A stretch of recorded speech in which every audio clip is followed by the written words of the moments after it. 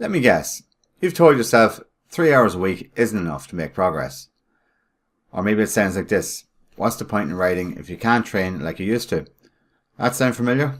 Yeah, it's something I hear a lot from cyclists all the time, especially ones who have families, full-time jobs and responsibilities that never seem to take a day off. But here's what I need you to hear. 3 hours a week, done right, is absolutely enough to move the needle. This video is your roadmap because I'm going to show you exactly how to train smarter, maximise your results and still have time left for your life. Let's get into it. The first thing you need to realise is that you're not alone in this feeling. Most cyclists I work with are trying to thread the needle. They want to stay competitive, they want to line up the race and feel ready. But they've got 90 minutes here, 45 minutes there, a Sunday morning window if they're lucky. So what do most of them do? They ride when they can. Random intervals, lots of zone 2 training, sometimes nothing at all. And they wonder why they're not improving.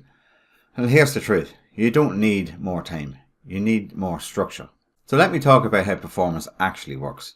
Performance in endurance sports is driven by 3 key things: consistency, intensity when used appropriately, and progressive overload. What it's not driven by is just more hours. Studies from McMaster universities and others show that HIIT style training and threshold work can trigger massive aerobic adaptations, even in trained athletes with as little as 2 to 3 hours per week. So we're not guessing here. There's evidence and we're going to use it. So here's the structure that I use with some of my athletes that are short in time. Let's say you have 3 60-minute sessions per week and that's it. That's your whole budget for the week. Workout number 1 would be of VO2 max or sweet spot intervals. Do this on a Monday or a Tuesday. This is your power session. An example of this would be a warm up for 15 minutes. Then do 3 by 6 minutes at 95 to 100% of your FTP with say 3 to 4 minutes rest in between efforts. Then we cool down. This builds your top end aerobic capacity and raises your sustainable power. For your second workout of the week, this would be your tempo or over-unders. You do this on a Wednesday or Thursday.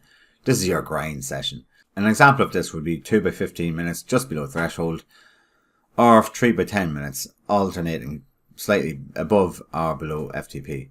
Keep cadence smooth and steady. This should be a controlled discomfort and not a sufferfest. This trains your body to deal with lactate, fatigue and late race surges. For workout number 3, this would be a zone 2 endurance work at the weekend. This is a base ride, but it's not a cruise. Ride steady in low zone 2, stay focused and not distracted. If you ride outdoors, then keep the pace controlled. If you ride indoors, then work on your pedal efficiency and posture.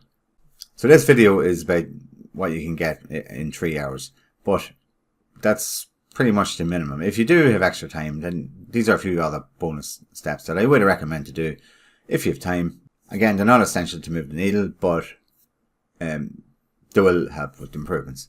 So a way of adding in an extra 30 to 45 minutes per week would be add a family spin, take your kids for a spin, commute to work, or even take a spin to the shop.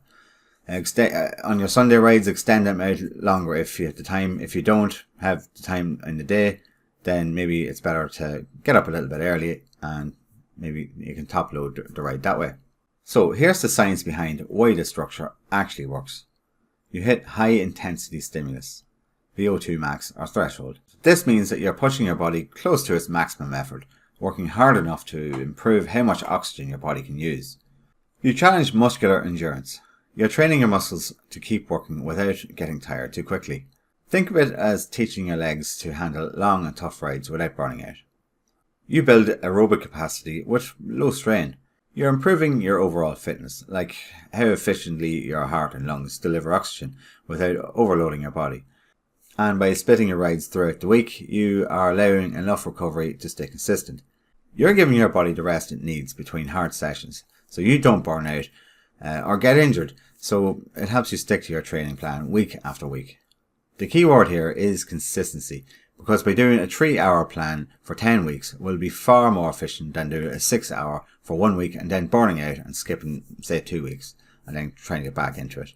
So now let's talk about how this fits into real life. Here's what some of my clients do. They get up early and have the ride done before the kids get out of bed. For many cycling parents, the early morning hours are golden. Getting on the bike at say 5:30 in the morning, even just for 2 to 3 times a week, can create serious momentum. These quiet hours offer uninterrupted time to focus, move your body, and start the day with a win. It's not always easy to get out of bed, but once a habit forms, it becomes a powerful cornerstone in your routine. You'll be done before the rest of the house even wakes up. Use a smart trainer. Time is tight and flexibility is key. The smart trainer in the garage, the spare room, or even tucked in the corner of your living space makes structured workouts even more accessible. You can knock out high quality intervals while dinner's in the oven, while the baby has a nap, or while your partner takes over from bedtime. And it's not about the perfect setup. It's about what works consistently for you in your life. Tell your family your schedule. Communication changes everything. When your family knows your training plan, what days you ride, how long, and why, it shifts the dynamic. It's no longer a solo mission or a selfish pursuit. It becomes a shared rhythm. Maybe your partner can watch the kids in the mornings so you can go and do your ride, and you can do the same for them the next day. Maybe your kids can help you fill the bottles, or cheer you on as you warm up. Framing your training as part of the family's flow makes it easier for everyone to support your goals. Celebrate your effort together. Cycling isn't just something that you do, it's something that your family can see you do. When your kids watch you chase your goals, commit to a routine, and push through challenges, they're learning powerful lessons. Whether you're training for a century ride or just trying to stay fit, share your milestones. Let them ring the bell after a tough ride, colour in your training chart, or help with your post-ride pancakes. Your effort becomes a story the whole family can be part of, and that's pretty inspiring. And if 1 week goes by and you go off the rails, that's okay. 3 hours is easy to recover from, way more easier than 12. You can bounce back quicker and you can stay engaged. So let me say this loud and clear. You do not need to train like a pro in order to feel like an athlete. You don't need to match everyone else's Strava totals in order to earn your place in this sport. You just need to keep showing up. And you need a plan that works with your life and not against it. That's what a 3 hour week can do, because consistency is better than nothing. So, if you've been beating yourself up because you can't do 10 hours a week training anymore, or you're feeling that your dad bod can't hang with the fast group, or you're just wondering that if it's even worth training anymore, I want you to try this plan. 3 hours, done right. You will feel stronger, you will ride with purpose, and you'll still have energy for the people who matter the most. This isn't just about increasing your watts, it's about showing your kids what commitment looks like. It's about taking care of your body without burning your life to the ground.